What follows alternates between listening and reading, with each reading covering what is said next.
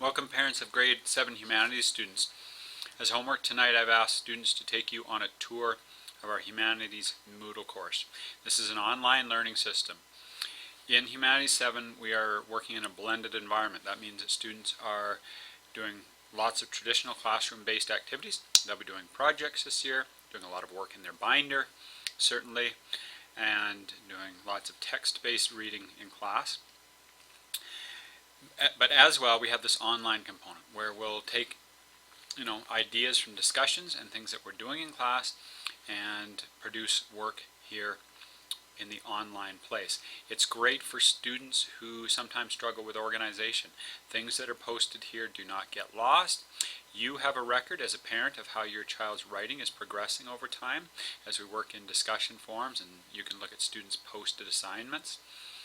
And it also gives me some understanding of how students are progressing over time, and I can give ongoing feedback to have them improve in both their skills and their understanding. So, just going to take you on a tour. What I've asked students to do is show you their initial post in our welcome forum, so you can see how the kind of post and response piece works, and then they will also show you a offline or a text-based task that they have to do this week on Terry Fox to give me some baseline understanding of their writing, and I'll give you a quick tour through the social studies side of things in here as well. So, first of all, in here last week, students came to our Introduce Yourself forum, and this was a very low-level task.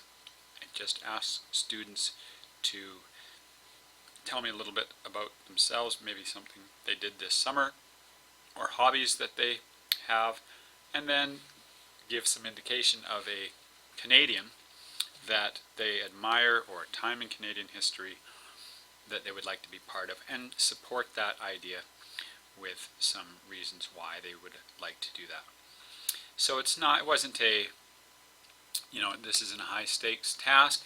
It gets them a chance to get used to the writing process, and it allows me to see some initial understanding of their writing. Most of the forums are set up so that students cannot see what somebody else has posted until they've made an original post. So often we're building new knowledge, and I want to see where their background knowledge is, and so they won't see until they've made an original post what other classmates have posted on the same question or topic. And then they can, repost once they build their knowledge in a community forum.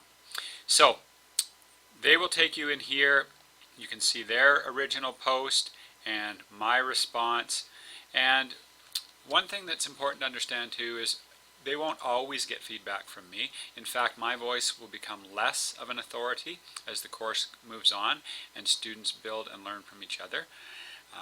But I will certainly give them lots of formative tips. So if I see, if separating ideas into different paragraphs is an issue, I will certainly give them feedback here and say, hey, think about this, and this is what's holding you back from moving to the next level in your writing.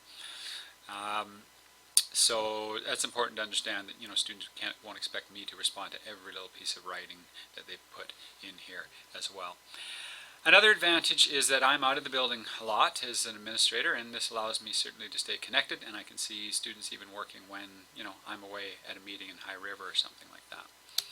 So they are to take you into there. The next place I would like them to show you is into our writers workshop, and in there is a task that I went over with students in class.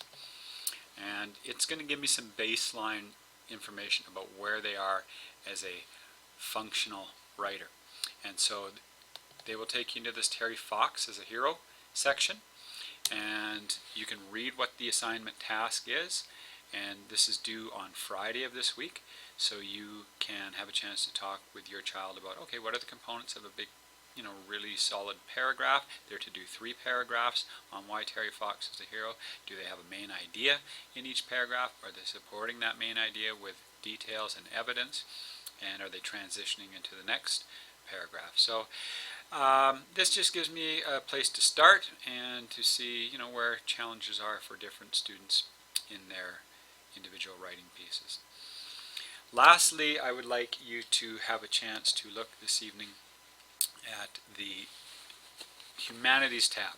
And this is where a lot of the social studies part of our course is going to happen this year. And all you can see in there right now is Unit 1. There are 5 units of social studies that are behind the scenes there, not visible yet to students.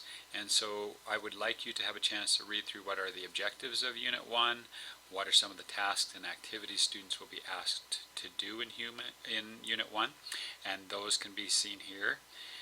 So this is all the introductory material to the unit, and then this is where their first task is sitting, and you can see I've put required by all assignments in here that are due for the students in the unit. But also there's several other ones that will be due in their binder and show up in here. So you can only see one question in this form right now. By the end of the unit there'll be 10 or so sitting in there that students have replied and responded to. So have a look at our humanities section where the social studies work is primarily based in our course. And I certainly look forward to seeing your child grow this year in reading and writing and their understanding of Canadian history. And if you have any questions, you can certainly give me a call, email me, and with any concerns about their humanities work. Thank you.